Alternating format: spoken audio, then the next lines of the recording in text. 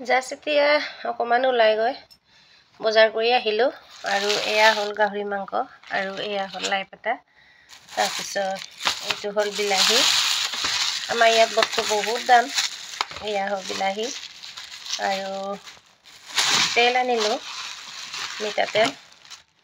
এয়া হ'ল মিঠাতেল আৰু ধনিয়া পাত আনিলোঁ কিমান দিছে জানো আমাৰ ইয়াত ইমান বস্তুবিলাক দাম এয়া ধনিয়া পাতা আনিলোঁ তাৰপিছতে আনিলোঁ এইবিলাক কি আছে জানো এয়া হ'ল জলকীয়া আদা নহৰু আৰু কেঁচা হালধি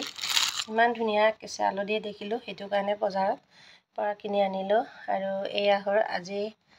কাৰণে বজাৰ কৰি আনিলোঁ দুদিনমান যাব আৰু তাৰপিছত ধনিয়াটো লোকেল ধনিয়া বুলি দিছে ভালনে বেয়া জানো